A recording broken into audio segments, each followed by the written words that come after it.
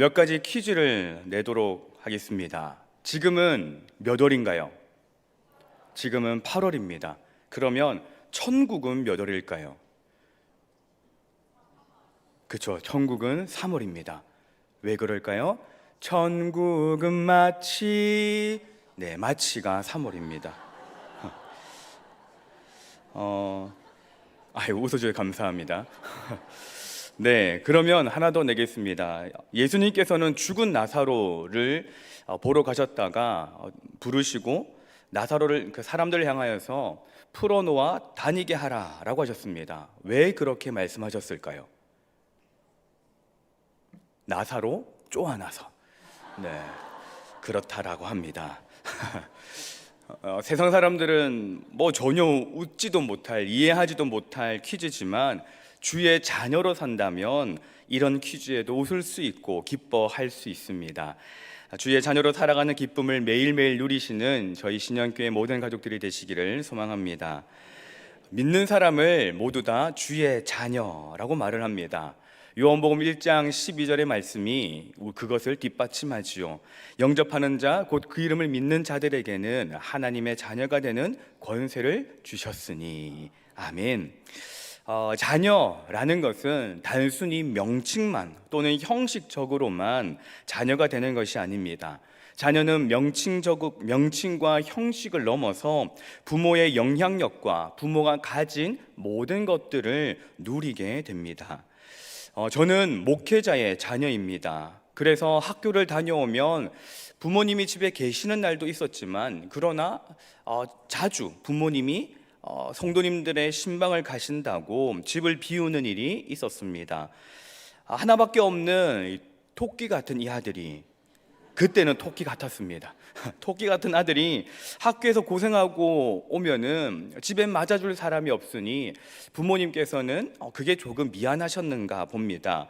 그래서 학교를 다녀오면 먹을 수 있도록 냉장고에 과일이나 간식 같은 것들을 넣어 두셨지요.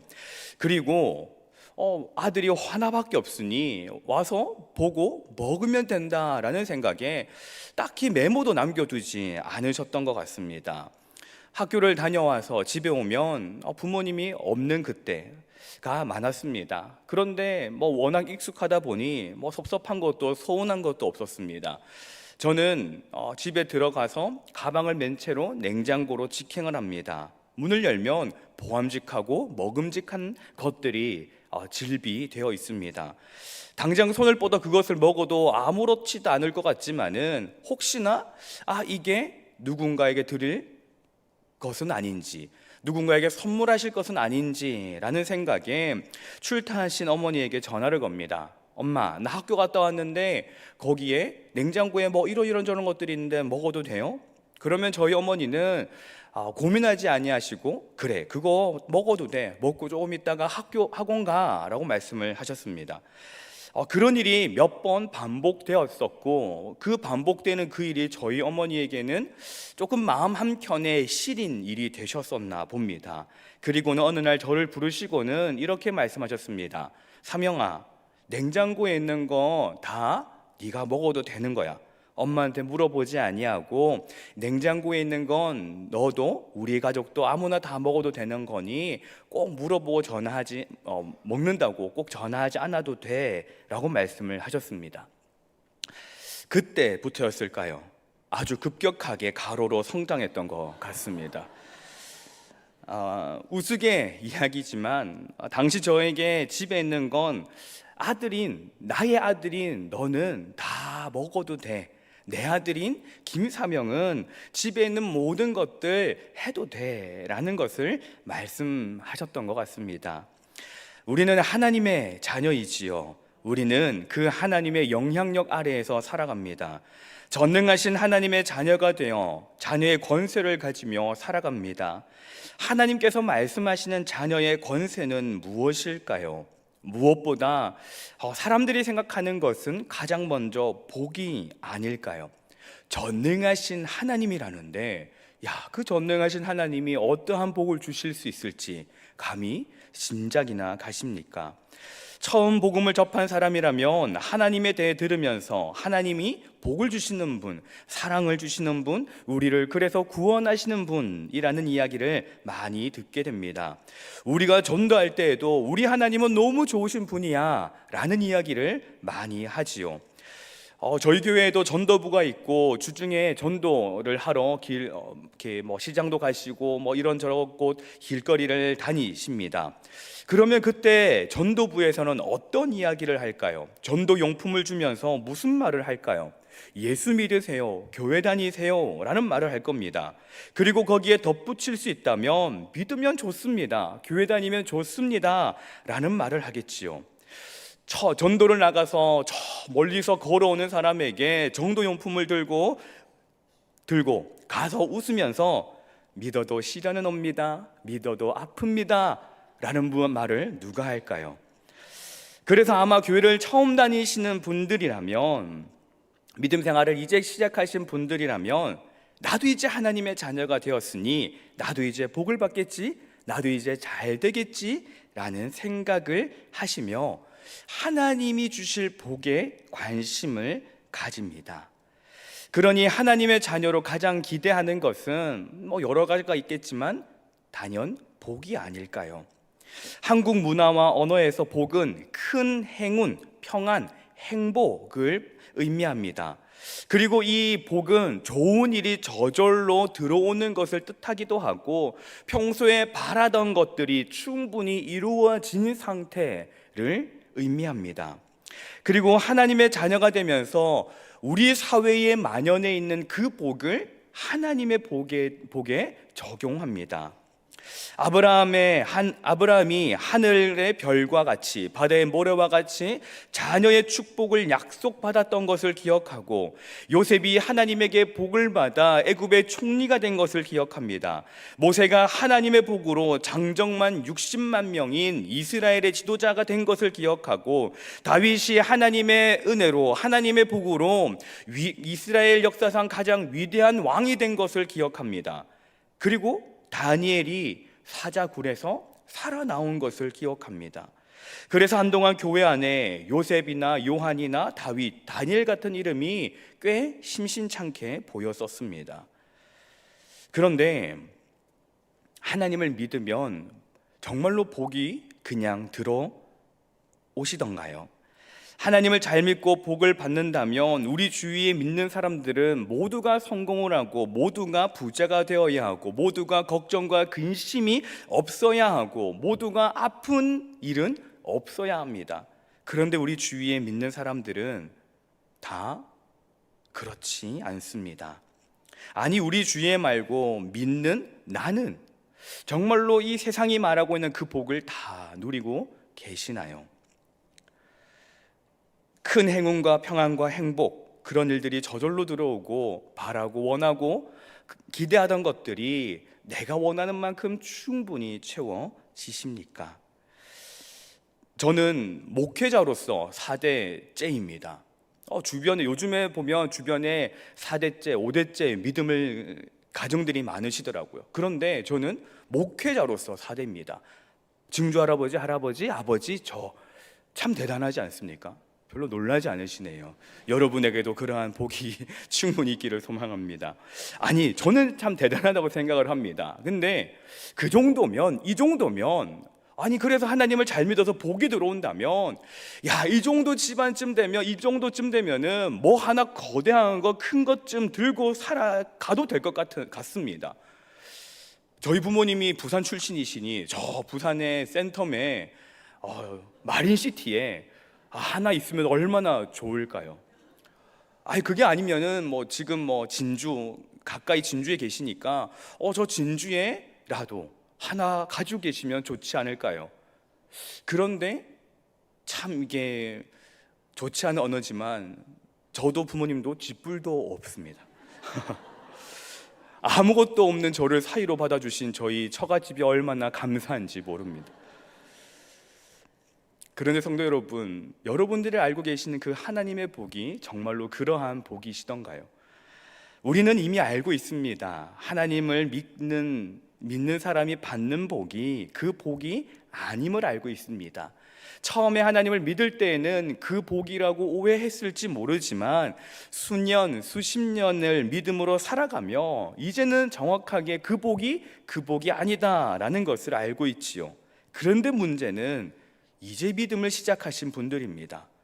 오늘 이 말씀을 들으면서 그분들은 그 복이 아닌가? 내가 또 잘못 찾아왔나? 여기가 아닌가 보다 하실 수도 있을 것 같습니다. 오늘의 본문은 우리가 잘 알고 있는 팔복에 관한 내용입니다. 저에게는 오늘의 이 본문이 다른 그 어떤 것보다도 색다른 의미를 가지고 있습니다. 첫 목사고시 성경 시험을 칠 때에 이 본문이 나왔고 사진에 보이는, 그림에 보이는 이러한 문제가 나왔었습니다. 혹시 사진 하나 보여주실 수 있으실까요? 없으면 괜찮습니다. 뭐 굳이. 예, 오늘 제가 받았던 시험지에는요, 이 팔복의 말씀이 쭉 나와 있으면서 문제는 심령이 가난한 자, 그리고 애통하는 자, 온유한 자, 의에 줄이고 목마른 자, 이런 것들이 다 가로가 되어 있고, 또 그 뒤에 가로에 천국이 그들의 것이며 위로를 받을 것이며 땅을 기업으로 받을 것이며 하는 것들이 다 가로로 되어 있었습니다. 그래서 그것을 다 채워 넣어야 하는 시험이 제가 첫 목사고시 때 본 성경 시험이었습니다. 처음에 그 문제를 봤는데 아찔한 겁니다. 그런데 참 감사하게도 찬양이 하나 떠오릅니다. 심령이 가난한 자는 천국이 저희 것이요, 애통하는 자는 복 있네 위로를 받을 것이요, 온유한 자 복이 있나니 땅을 기업으로 받겠네, 의에 줄이고 목마른 자는 저희 배 부를 것이요, 긍휼히 여기는 자는 긍휼히 여김 받겠네, 마음이 청결한 자는 하나님을 볼 것이요, 화평케 하는 자는 하나님의 아들이라 일컫네, 의를 위하여 핍박받는 자 천국이 저희 것이라. 아멘. 정말로 은혜였습니다. 제가 그 시험 치는 자리에 앉아서 이 노래를 얼마나 많이 불렀는지 모릅니다. 속으로 부르는데 혹시 제가 부르는 노래를 듣고 다른 사람이 듣고 쓸까봐 입까지 막으면서 써갔습니다. 그런데 또 놀라운 걸 경험했는데 부를 때마다 가사가 바뀌는 겁니다. 그래서 꼭 이 문제 때문만은 아니겠지만 제가 목사고시 처음에서 떨어졌었습니다. 팔복이 선언될 당시 사회는 유대 사회는 로마 지배 아래에 있었습니다. 경제적으로, 사회적으로, 문화적으로 모든 면에서 어려운 상황에 처해 있었습니다. 그리고 사람들은 오래도록 전해져 오는, 구전으로 전해져 오고 또 문서로 전해져 오는 메시아를 기다리고 있었습니다. 그런데 마침 그때에 놀라운 사람이 나타납니다. 그 사람은 앓는 자, 병든 자, 귀신 들린 자, 간질하는 자, 중풍병자를 고치는 놀라운 일을 행합니다. 바로 예수님입니다. 예수님의 놀라운 그 능력을 보며 사람들은 기대했습니다. 그리고 기대하는 마음으로 예수님께 모였습니다. 이들은 예수님이 자신들이 그토록 기다렸던, 그토록 전해 들었던 메시아라고 생각을 했습니다. 그리고 이스라엘의 회복, 현실적 구원을 이루어 줄 것이라 의심하지 않았습니다. 예수님께서 행하시며 그 능력을 보며 이스라엘 사람들이 가진 기대는 현실적인 것이었습니다. 그들에게 복은 현실적인 것입니다. 가장 큰 복은 무엇일까요? 당연히 로마로부터 해방되는 것입니다. 억압받고 수탈당하는 삶에서 벗어나는 것, 아직 유대의 사람들, 이스라엘 사람들 자신들도 경험해보지 못한 삶을 살아보는 것, 자기들도 저 로마 사람들처럼 살아보고자 하는 현실적인 복을 꿈꿨습니다. 또 하나의 현실적인 복은 개인적인 복입니다. 잘 먹고 잘 사는 것, 돈을 잘 버는 것, 건강해지는 것, 우리의 자녀들이 성공하는 것, 그러한 것들이지요. 그런데 오늘 본문의 복은 사람들이 생각하는 복과 사람들이 기대했던 복과는 완전히 다른 복입니다. 예수님께서는 이것이 복이라고 말씀하시지만 당시 사람들은 그것을 들으면서 이게 정말 복이 맞나? 라는 생각이 들었을 것입니다. 예수님께서 말씀하신 복의 내용은 무엇입니까? 심령이 가난한 자, 애통하는 자, 온유한 자, 의에 줄이는 자, 긍휼히 여기는 자, 마음이 청결한 자, 화평하게 하는 자, 의를 위하여 박해를 받는 자, 그들이 복이 있다라는 말씀이었습니다. 당시 유대인들은 당장의 예수님이 말씀하시는 그것이 복인지 전혀 공감하지 못했습니다. 그러나 오늘날 우리들은 이것이 우리에게 복이다라는 것을 알 수 있습니다.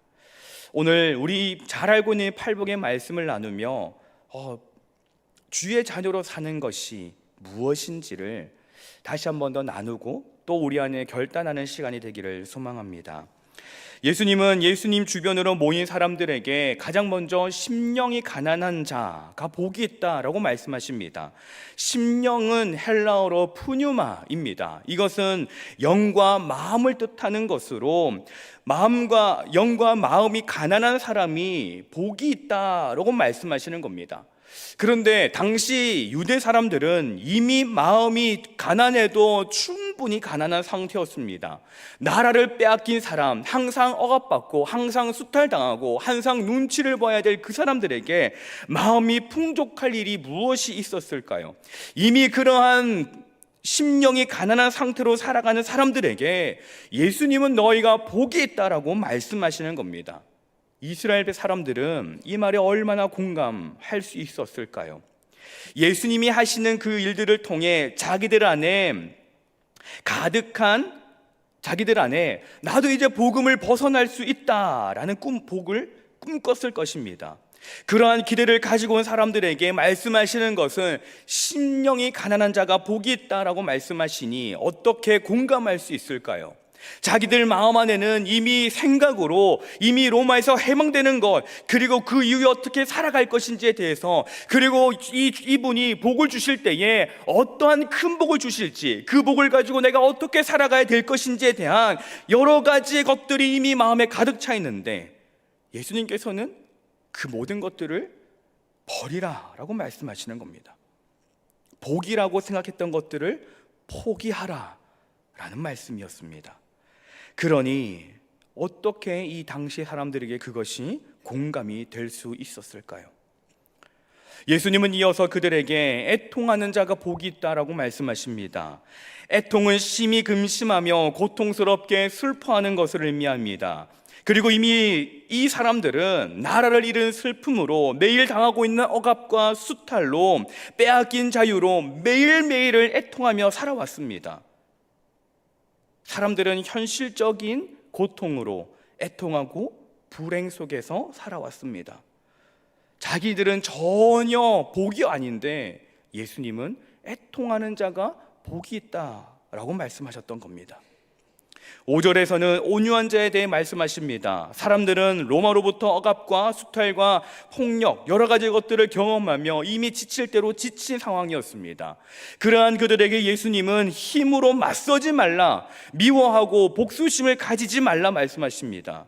물론 유대 사람들에게는 이미 맞설 힘은 없었습니다. 그러나 미움과 복수심까지도 내려놓으라는 예수님의 말씀에 그 말이 얼마나 마음에 와닿았을까요? 폭력도 복수심도 미움도 내려놓으라는 그 말은 그들에게 전혀 와닿지 않았을 것입니다. 예수님은 또한 그들에게 이어서 의에 줄이고 목마른 자가 복이 있다라고 말씀하십니다. 여기서 말하고 있는 의는 윤리적인 의미의 의를 말합니다. 지금 이들이 살아가고 있는 사회는 윤리가 땅에 떨어지고 불의가 가득한 세상입니다. 처음에는 그런 것들을 보면서 이렇게 살면 안 돼, 우리가 이렇게 살면 안 돼, 바르게 살아가야 해 라고 생각했을지 모르지만 세월이 흐르면 흐를수록 우리가 의를 지키고 살아가면, 윤리를 지키고 살아가면 손해를 본다라는 생각에, 당장 먹을 것이 없어진다라는 생각에 윤리와 불의의 타협을 한 사회였습니다. 또한 예수님께서 말씀하시는 이 의는 종교적인 의미도 가지고 있었습니다. 윤리가 땅에 떨어지고 불의한 사회는 공의의 하나님과 반대되는 모습이었습니다. 그러기에 하나님의 공의를 갈망하는 사람들, 하나님의 의를 기대하는 사람들에 대하여 말씀하십니다. 그러나 사람들은 하루하루 먹고 살기도 바쁘기에 의는 관심에 없습니다. 예수님은 이어서 긍휼히 여기는 사람이 복이 있다라고 말씀하십니다. 상대방의 처지를 충분히 이해하고 그들의 입장에서 슬픔을 나누는 것을 말합니다. 그러나 당시 사람들에게 이것이 얼마나 어려운 일이었을까요? 이미 우리 가정도, 이미 내가 있는 곳도 불행한데 다른 사람을 챙기는 것, 그러한 여유가 있었을까요? 8절에서 예수님은 마음이 청결한 자를 말씀하십니다. 구약에서 하나님께 드릴 제물은 정결한 것, 흠이 없는 것이어야 했습니다. 예수님께서도 말씀하시는 이 청결한 자가 그렇습니다. 사람의 마음에 더러운 것이 없는 사람을 이야기하시는 것입니다. 아울러 구약의 정결은 단순히 흠이 없는 것, 깨끗한 것을 넘어 이중 마음이 아니라 하나님만을 향하는 순수함을 포함하고 있었습니다. 그러기에 당시 사람들에게 너희는 오직 하나님께만 마음을 두라라고 말씀하시는 것이었습니다. 그러나 이들에게는 하나님께 드릴 마음적 여유가 없습니다. 말라기 이후 400년의 시간 동안 많은 세대를 거쳐오며 그들은 현실적인 메시아를 기다린 것이지 하나님을 기다린 것이 아니었습니다.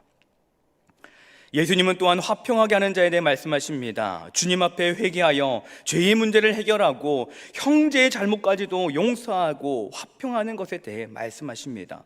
그러나 사람들은 자신의 죄의 문제를 깨닫지 못합니다. 자신이 얼마나 하나님과 멀어져 있는지를 깨닫지 못한 채 형제의 눈에 티를 보며 득달같이 달려들지만 자신의 눈에 들보는 깨닫지 못합니다. 팔복의 마지막에 예수님은 의를 위하여 박해를 받는 자가 복이 있다 말씀하십니다. 이것이야말로 사람들에게 얼마나 힘든 말씀일까요? 이미 그들은 로마를 통해 엄청난 박해를 받고 있었고 로마뿐만이 아니라 같은 민족을 통하여서도 어려움을 당하고 있었습니다. 그런데 예수님은 의를 위하여 선으로 믿음으로 박해를 받으라 하니 당시 사람들이 이 말을 듣기 싫어하지 않았을까요? 팔복을 당시 사람들의 상황으로 살펴보니 도대체 복이 어디 있는가 싶습니다. 각 말씀에 뒤에 따라오는 천국이 그들의 것이고 위로를 받고 기업을 받고 하는 그러한 것들은 너무 좋은 것들이지만 그 복을 받기 위해 앞에 선행되어야 하는 것들이 현실적으로 살아내기 힘든 것입니다. 현실적인 복, 로마로부터의 해방과 잘 먹고 잘 사는 것에 초점이 맞추어져 있던 그들에게 예수님의 말씀은 전혀 공감이 되지 아니하는 말씀이었습니다. 오늘날 우리는 이 말씀을 팔복이라고 말합니다. 시간이 지나고 예수님이 말씀하신 것의 의미를 아는 우리는 오늘의 이 본문의 말씀이 복인 줄 알고 있습니다. 그런데 이미 이것이 복인 줄 알고 있지만 이것대로 살아내는 것이 쉬운 일일까요? 아는 것은 쉬우나 삶으로 살아내는 것은 쉽지 않습니다. 살을 빼는 것도 그러하지요. 아는 것은 쉽습니다. 뭘 먹어야 하는지, 뭘 먹지 말아야 하는지, 어떤 운동을 해야 하는지, 어떻게 자극을 줘야 하는지 이론은 빠삭한데 이론이 빠삭한 것만으로는 살을 뺄 수 없습니다. 그 아는 것을 해야 살이 빠지는 것이지요. 거기에 우리 성도님들은 얼마나 잘 살아가고 계시는지 모릅니다. 성경 말씀을 알고 계시고 오늘의 본문의 말씀도 잘 알고 계십니다.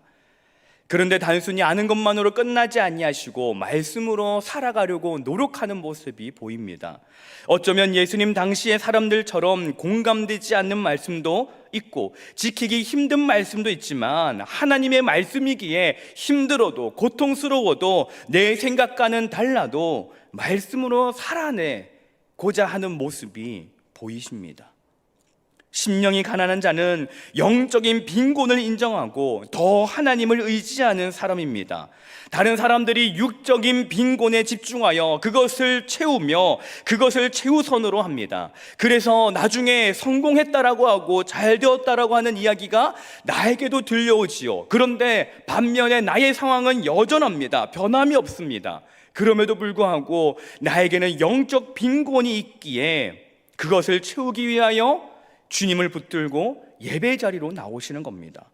이 땅의 악함과 우리의 죄를 깨달아 애통하는 자가 되어 회개로 눈물을 흘리며 주님의 십자가 사랑으로 내가 구원받았음을 고백하며 살고 있습니다.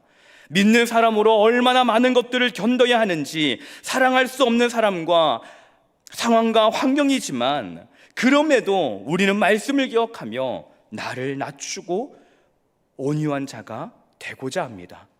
세상이 돌아가는 것, 주변의 지인들을 보면 꼭 윤리적인 것, 의가 성공을 보장하지 못함을 봅니다. 그런 것을 보면 나는 바보인가? 라는 생각이 들기도 하지요. 의에 줄이고 목마른 성도는 손해를 봅니다. 그럼에도 불구하고 우리는 의에 줄인 성도의 모습으로 살아갑니다. 남을 긍휼히 여기기에는 내 상황과 환경이 녹록지 않습니다. 사실 내 코가 석자라 다른 이들을 신경 쓸 일이 없습니다. 저 사람보다 내 상황이, 내 환경이 더 급할지도 모릅니다. 그러나 기도하는 가운데에 그 집사님이 이런 일이 있고 저 권사님이 그러한 일이 있었고 저 성도가 기도가 필요하였지 라고 하며 나의 기도를 하며 그들의 기도를 더 많이 합니다. 믿음 생활을 하는 도중 하나님만을 섬겨야 하는 것이 기본인데 누구는 세상과 하나님을 겸하여 섬기는 것 같습니다. 그럼에도 그들이 잘 되는 것 같고 성공하는 것처럼 보입니다. 그러나 거기에 흔들리지 아니하고 마음이 청결한 자가 되어 하나님 한 분만 바라봅니다. 나는 물론이고 내 주변까지 하나님과의 관계 회복을 위해 중보하며 기도하기를 쉬지 않으려 합니다. 예수를 믿는다고, 교회를 다닌다고, 손해를 보고 손가락질을 당하고 큰 소리를 듣고 때로는 예수쟁이라는 소리를 들으며 마음이 무너지고 찢어집니다. 그러나 거기에 주저앉지 아니하고 더 주님을 바라보며 다시 일어섭니다. 오전 담임 목사님의 말씀 중에 같은 라인에 사시는 그 특별한 분의 이야기를 기억하시나요? 인사하지 말라라는 그 말, 인사를 안 받아주시는 그분의 모습에 목사라 인사하지 않을 수 없다고 우스갯소리로 말씀하셨지만 그러나 진정한 이유는 주의 자녀이기에 거절을 당해도 사랑하는 마음으로 낮아지는 마음으로 그분에게 끝까지 다가가셨을 것입니다. 여러분, 이것이 바로 우리의 모습이지 않습니까? 주의 자녀가 살아가는 모습이지 않습니까? 이것 외에도 우리에게는 얼마나 많은 일들이 있습니까?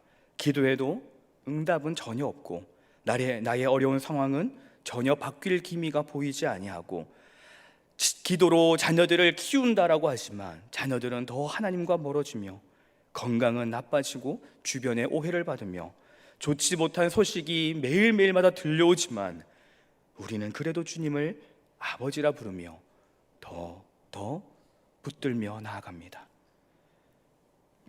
주의 자녀로 산다는 것이 정말 쉽지 않습니다. 내 성격대로, 내가 하고 싶은 대로, 남들이 사는 대로 우리도 얼마든지 그렇게 살 수 있지 않습니까? 그러나 주의 자녀라는 것이 그렇게 살지 못하게 합니다. 많은 것들이 제약을 받고 많은 것들이 손해를 보지만, 그러나 그것이 우리에게 복이지 않습니까?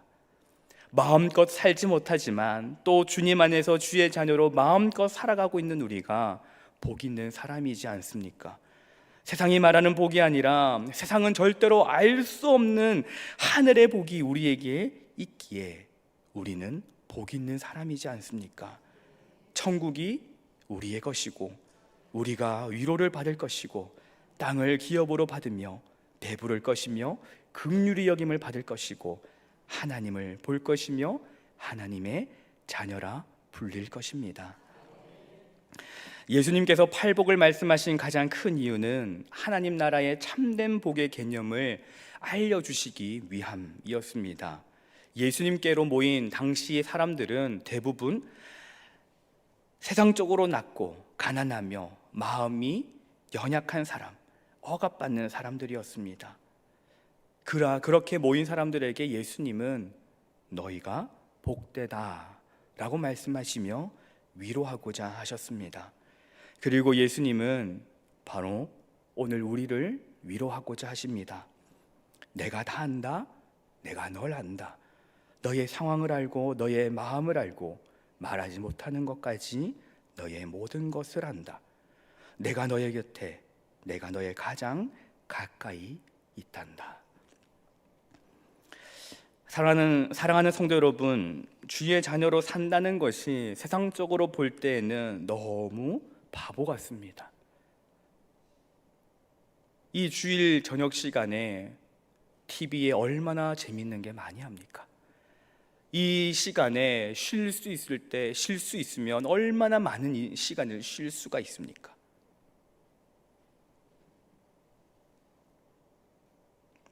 그렇게 열심히 하면서도 칭찬 하나 듣지 못하는 것이, 세상적으로 좋은 소리 듣지 못하는 것이 주의 자녀의 삶입니다. 주의 자녀로 산다는 것이 불 가운데로 걸어가는 것 같습니다. 바다 위로 걸어가는 것 같습니다. 예수님의 팔복은 세상 사람들에게 전혀 복이 아닙니다. 그러나 그 팔복은 우리에게 가장 큰 복입니다. 주님의 자녀로 살아가고 계시는 성도님들, 지금까지 지내오셨듯 견뎌오셨듯 참고 품어오셨듯 끝까지 주의 자녀로 살아가시기를 소망합니다. 우리 찬양 하나 부르며 말씀을 마치고자 합니다. 생소하실 수 있는 찬양입니다. 그러기에 가사를 묵상하시고 또 더듬더듬 따라 부르시며 주의 자녀로 살아가는 것이 힘들지만 가장 큰 복이라, 주의 자녀로 살아가는 것이 어렵지만 주님이 나와 가장 가까이 계신다라는 것을 고백하는 저희 모두가 되기를 소망합니다. 주의 자녀로 산다는 것은 불 가운데로 걸어가는 것, 그 속에서 신실하게 날 지키시는 그 손길을 경험하는 것. 주의 자녀로 산다는 것은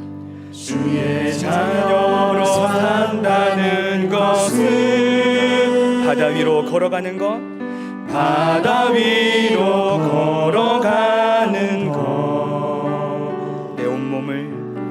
내 온몸을 덮쳐오는 폭풍 속에서 잠잠히 주 바라보는 것. 때론 불 가운데 휩싸일 때도, 폭풍 가운데 넘어질 때도 주님 내 곁에 함께 하시네.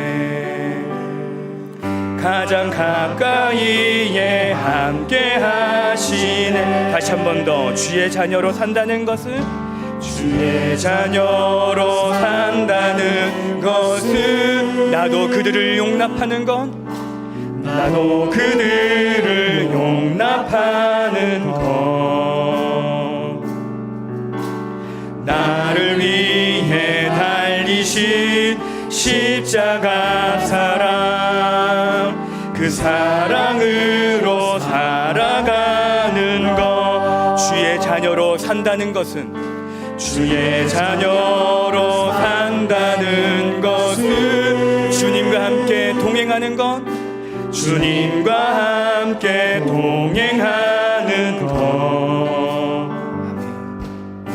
주께서 지신 십자가 기꺼이 지고 주와 함께 걸어가는 것, 때론 불 가운데 휩싸일 때도, 폭풍 가운데 무너질 때도, 주님 내 곁에 함께 하시네. 가장 가까이에 함께하. 때론 불 가운데 휩싸일 때도,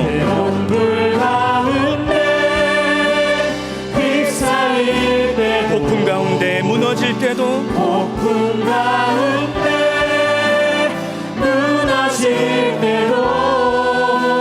주님 내 곁에 함께 하시네. 가장 가까이에 함께 하시네. 주의 자녀로 살아가는 것이 녹록지 않습니다. 그러나 주님이 여러분과 가장 가까이 계십니다. 아멘. 기도하겠습니다. 사랑과 은혜가 풍성하신 하나님 아버지, 주의 자녀로 살아가는 것이 큰 복이라는 것을 알고 있음에도 그렇게 살아가는 것이 힘들고 어렵습니다. 눈물이 마를 날이 없고 갈등이 멈출 날이 없습니다. 그럼에도 주의 자녀임을 잊지 않고 살아가는 우리를 기억하시고 말씀으로 위로하여 주시니 감사합니다. 주님, 우리의 삶을 주님께 맡깁니다. 앞으로도 순탄하지 않을지 모릅니다. 지금과 똑같은 상황 계속 기도해야 하고 인내해야 하고 품어야 하는 삶을 살지 모릅니다. 그러기에 주님께 맡겨드립니다. 그러니 주님께서 우리의 생각과 마음을 다스리시고 마지막 주님이 부르실 그날까지 주의 자녀로 이 땅을 온전히 살아가게 하옵소서. 다시 시작될 한 주간의 삶에서 아버지를 통해 힘을 얻게 하옵소서. 예수님의 이름으로 기도드립니다. 아멘.